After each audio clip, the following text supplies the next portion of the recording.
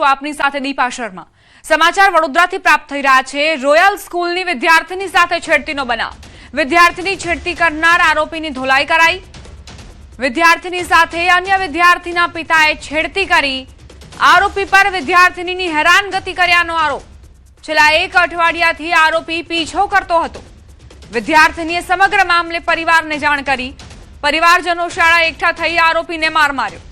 ઘટનાની જાણ થતા પોલીસે આરોપીની અટકાયત કરી છે।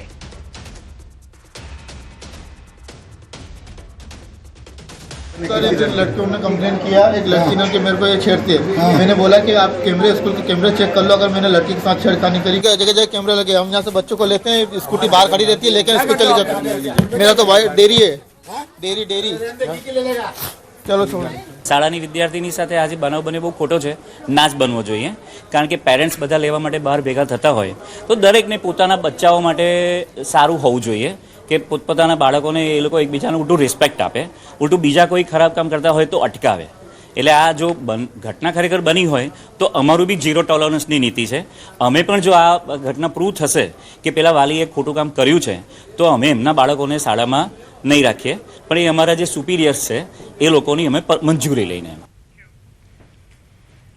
તો વિદ્યાર્થીનીનો આરોપ છે કે આ વ્યક્તિએ તેની છેડતી કરી છે। સામે વ્યક્તિ એવું કહી રહ્યા છે કે તમે સીસીટીવી કેમેરા ચેક કરી લો અને ત્યારબાદ નિર્ણય કરો કે હું આરોપી છું કે નહીં। સંવાદદાતા હાર્દિક જોડાઈ ગયા છે વધુ જાણકારી સાથે। હાર્દિક, શું ઘટનાક્રમ? આ વ્યક્તિ લોહીલુહાણ હાલતમાં જોવા મળી રહ્યો છે, તેની સાથે શું બન્યું? બિલકુલથી જો વિદ્યાર્થીની અને વાલીઓના જણાવ્યા અનુસાર આ ઘટનાક્રમ આજનો નથી, પરંતુ છેલ્લા ઘણા સમયથી ધોરણ 8ની જે વિદ્યાર્થીની છે તેને અન્ય એક વિદ્યાર્થીના જે વાલી છે તેમના દ્વારા હેરાનગતિ કરાતી હોવાના આરોપ જે છે તે લાગી રહ્યા છે।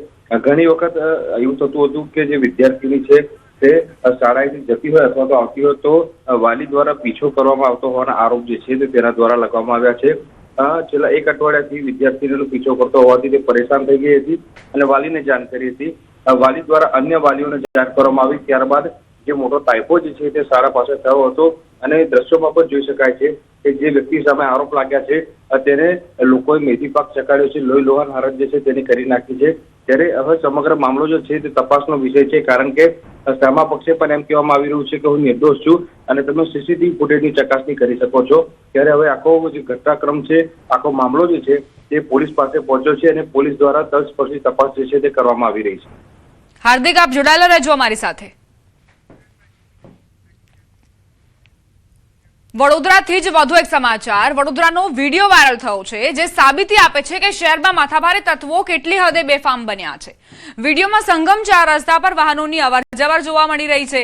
ટ્રાફિકથી ભરચક વિસ્તારમાં રોડની સીધી દિશામાં જનાર એક યુવકને રામ જાણે શું વિચાર આવ્યો કે તેણે રોડની વચ્ચે બાઇક પાર્ક કરી દીધું। પરિણામે આસપાસમાંથી પસાર થતા વાહન ચાલકોને પરેશાની થઈ, પણ કોઈ કંઈ બોલે તે પહેલા યુવકનો આત્મવિશ્વાસ તો જુઓ। તેણે કંઈ જ ન કર્યું હોય તેમ તે ત્યાંથી નીકળી ગયો। હવે સવાલ એ છે કે ટ્રાફિકમાં અડચણ પેદા કરનારા યુવક સામે વડોદરા પોલીસ શું પગલાં લેશે? સંવાદદાતા હાર્દિક જોડાયેલા છે વધુ જાણકારી સાથે। હાર્દિક, આ વિડીયો વાયરલ થઈ રહ્યો છે, શું જાણકારી? ફરી એક વખત હાર્દિકનો સંપર્ક સાધવાનો પ્રયત્ન કરીશું, પરંતુ આ સવાલ અહીં એ કે આ યુવક આખરે કેમ અહીં બાઇક મૂકીને ફરાર થઈ જાય છે? શું આ બાઇકનો ઉપયોગ કોઈ ગુનાહિત પ્રવૃત્તિમાં કરાયો હતો કે તેની તપાસ થવી જરૂરી છે? પોલીસ તપાસ કરશે, ત્યારબાદ સવાલોના જવાબ મળશે કે આ જે યુવક છે તેણે આ બાઇક અધવચ્ચે કેમ મૂક્યું છે, કેમ પાર્ક કર્યું છે।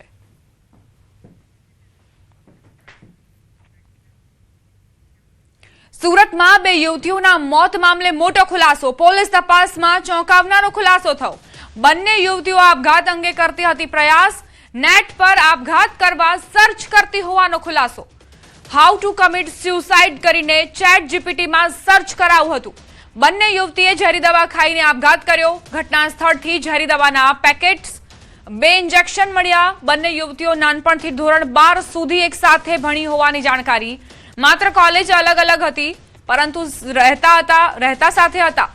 સુરતના સણિયા કણદે રોડ પરના આત્મીય સંસ્કારધામ સ્વામિનારાયણ મંદિરના બાથરૂમમાંથી 2 યુવતીઓના મૃતદેહ મળ્યા હતા। ઉધના સિટીઝન કોલેજમાં અભ્યાસ કરતી 18 અને 20 વર્ષીય યુવતીના મૃતદેહ મળ્યા। સવારે કોલેજ જવા નીકળ્યા બાદ પરત ન ફરતા પરિવારજનો ચિંતિત બન્યા હતા। ફોન ન ઉપાડતા શોધખોળ દરમિયાન મંદિર પરિસરમાંથી શંકાસ્પદ હાલતમાં લાશ મળી આવી છે. અમે ત્યાં જોઈને જોયું તો દરવાજો ચોર્યો તો અંદરથી બેવનો મૃતદેહ મળી આવ્યો. ત્યાંથી અમે ફટાફટ એમને ઉચકાને હોસ્પિટલ લઈ ગયા કે બેભાન હશે ભાઈ એમ કરીને. હોસ્પિટલ ત્યાંથી અમને ના પાડી દીધી. પછી અમે 108 બોલાવીને સિવિલમાં લાવ્યા. એ પહેલેથી તે 12 સુધી હાથે જ ભણેલા છે ને કોલેજ બે હાથે જ જાય છે, પણ એ લોકોની બેવની કોલેજ અલગ અલગ છે. સંવાદદાતા કીર્તેશ જોડાઈ ગયા છે વધુ જાણકારી સાથે. કીર્તેશ, આ બે યુવતીના મૃતદેહ મળવાના મામલે શું જાણકારી? બિલકુલ, સુરતના દિંડોલી વિસ્તારમાં આવેલી હોસ્ટેલ સ્વામિનારાયણ મંદિરની પરિષદમાંથી બે યુવતીના મૃતદેહ મળી આવવાનો મામલો સામે આવ્યો હતો. જો કે બંને યુવતી ઉધનાના કહી શકાય કોલેજમાં અભ્યાસ કરતી હતી. ગઈકાલે કોલેજ જવા નીકળ્યા બાદ તેમનો પત્તો ન લાગ્યો. પરિવારે શોધખોળ શરૂ કરી. પોલીસ પાસે આખો મામલો પહોંચ્યો. પોલીસે આ બંને યુવતીઓની લોકેશન ટ્રેસ આઉટ કરી હતી અને તેમની એક્ટિવા મંદિરના પરિષદમાંથી મેળવી હતી. ત્યારબાદ તપાસ શરૂ કરતા સીસીટીવીમાં બંને યુવતીઓ રોશની અને જોશના બંને બાથરૂમ તરફ જતા જોવા મળી હતી. બાથરૂમ પાસેથી ઝેરી દવાના પેકેટ સાથે ઇન્જેક્શન મળી આવ્યા હતા. કહી શકાય કે જે પ્રકારે બંનેના મૃતદેહ મળ્યા છે તેમના પોસ્ટમોર્ટમ માટે બોડીને હોસ્પિટલ મોકલવામાં આવી છે. પણ જે પ્રકારે મૃત્યુ મળી છે પોલીસે તપાસ શરૂ કરી છે. ત્યારે બંને વિદ્યાર્થીઓને એક સાથે ધોરણ 1 થી 12 જોડે અભ્યાસ કર્યો હતો. બંને વિદ્યાર્થીઓ લાંબા સમયથી આપઘાતનો પ્રયાસ કરતા હતા. ChatGPT પર આપઘાતને લઈને હાઉ ટુ કમિટ સુસાઇડની ChatGPT પર સર્ચ કર્યા હોવાનું સામે આવ્યું છે. બંને વિદ્યાર્થીઓએ જેની દવાથી આપઘાત કર્યા હોવાની વિગતો સામે આવી છે. જોકે ફોરેન્સિક PM થયા બાદ વધુ વિગત આવશે, પણ પોલીસની તપાસમાં વિગતો સામે આવતા પોલીસ પણ ચોંકી ઉઠી છે અને હાલ આ મામલે ગુનો દાખલ કરી તપાસ શરૂ કરી છે. આભાર કીર્તેશ જાણકારી આપવા માટે.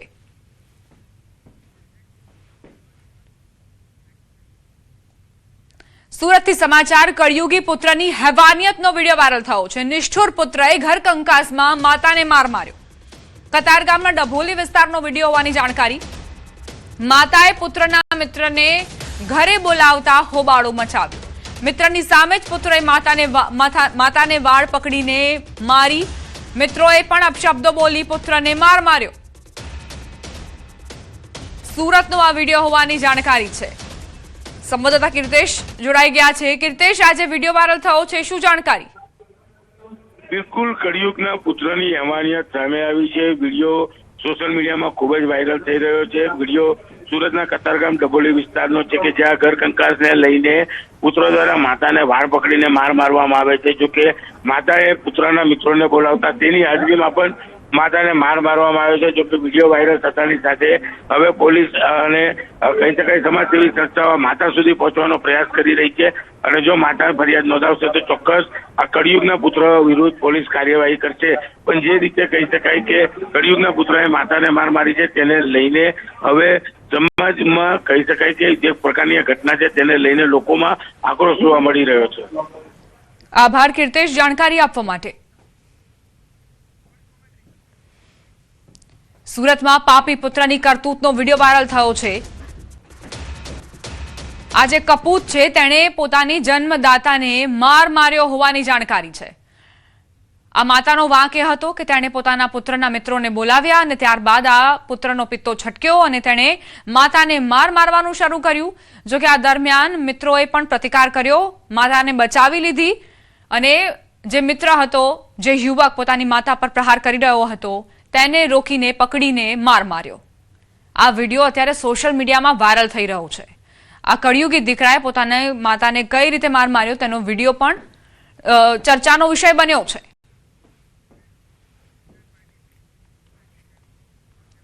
સુરતમાં ટાંકી સાફ કરવા ઉતરેલા 3 શ્રમિકોના મોત. પાંડેસરા GIDC વિસ્તારમાં પારસ ડાઇંગ મિલમાં બનાવ. 4 શ્રમિકો ટાંકી સાફ કરવા ઉતર્યા હતા. 3 શ્રમિકોના ગુંગળામણથી મોત થયા. એક ગંભીર હોળીની રજામાં સફાઈ કામગીરી જીવલેણ બની. ગુરુવારે સાંજે 6 થી 8 વાગ્યા દરમિયાન દુર્ઘટના બની. એક શ્રમિક બેભાન થતા બચાવવા અન્ય 3 ફસાયા હતા. ટાંકીના તળિયે કેમિકલના કાદવના ગેસથી ગુંગળામણ. 4 શ્રમિકો મૂળ બિહારના રોહતાસ જિલ્લાના વતની. ઘટના બાદ તમામને તાત્કાલિક હોસ્પિટલ ખસેડાયા. હોસ્પિટલ પહોંચતા પહેલા જ 3 યુવાનોએ દમ તોડી દીધો. પાંડેસરા પોલીસે અકસ્માતે મોતનો ગુનો નોંધી તપાસ શરૂ કરી છે.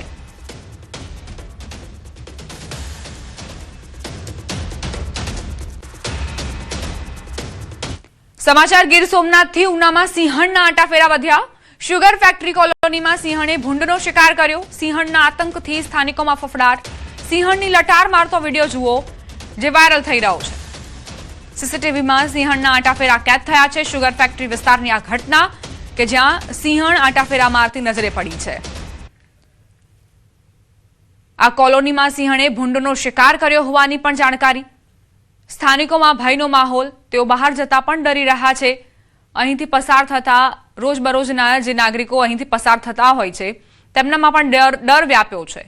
તેમણે માંગ કરી છે કે આ સિંહણને ઝડપથી રેસ્ક્યુ કરવામાં આવે અને જંગલ વિસ્તારમાં છોડી દેવામાં આવે.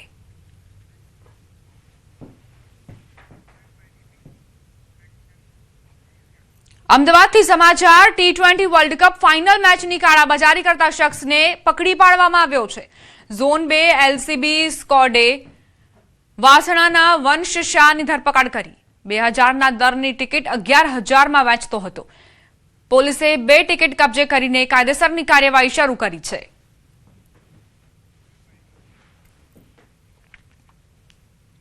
ICC T20 વર્લ્ડ કપ 2026ની ક્લોઝિંગ સેરેમની અમદાવાદમાં યોજાશે. ભવ્ય ક્લોઝિંગ સેરેમની. ફાઇનલ મેચ શરૂ થતા પહેલા ગ્રાઉન્ડમાં ક્લોઝિંગ સેરેમની યોજાશે.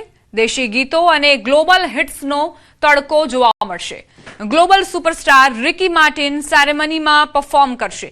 ફાલ્ગુની પાઠક અને સુખબીર પણ ક્લોઝિંગ સેરેમનીમાં પરફોર્મ કરવાના છે.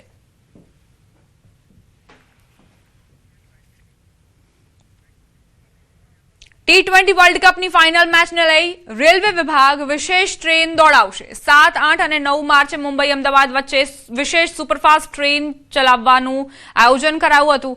7 માર્ચે રાત્રે 11:45 મુંબઈ સેન્ટ્રલથી સુપરફાસ્ટ તેજસ ટ્રેન ઉપડશે, જે 8 માર્ચે સવારે 8 વાગે અમદાવાદ પહોંચી ગઈ. 8 માર્ચે સવારે 6:20 મુંબઈ સેન્ટ્રલથી એસી સુપરફાસ્ટ ટ્રેન ડિપાર્ચર થશે, જે બપોરે 12:40 અમદાવાદ પહોંચશે. 9 માર્ચે અમદાવાદથી મુંબઈ સેન્ટ્રલ વચ્ચે એસી સુપરફાસ્ટ તેજસ સ્પેશિયલ ટ્રેનનું સંચાલન બોરીવલી, વાપી, સુરત, ભરૂચ અને વડોદરા સ્ટોપેજ મળશે. સ્પેશિયલ ટ્રેન માટે રેલવે વિભાગ સ્પેશિયલ ભાડા પર સંચાલન કરશે. IRCTCની વેબસાઇટ પરથી ટિકિટ ઓનલાઈન બુક કરાવી શકાશે.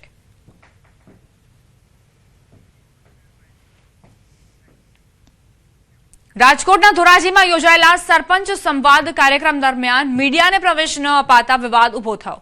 ધોરાજી નગરપાલિકાના ટાઉન હોલમાં યોજાયેલી આ બેઠકમાં તાલુકાના સરપંચો અને જિલ્લા અધિકારીઓ વચ્ચે ગામડાના વિવિધ પ્રશ્નો પર ચર્ચા થઈ હતી. પરંતુ કાર્યક્રમ બંધ બારણે યોજાતા સરપંચોએ પારદર્શિતાને લઈને સવાલો ઉઠાવ્યા હતા. બીજી તરફ રાજકોટ કલેક્ટર ઓમ પ્રકાશે સ્પષ્ટતા કરી હતી કે આ જાહેર કાર્યક્રમ ન હોવાથી સામાન્ય બેઠક તરીકે યોજાયો હતો અને સરપંચોના પ્રશ્નોની નોંધ લઈ તેના ઉકેલ માટે કાર્યવાહી કરવામાં આવશે.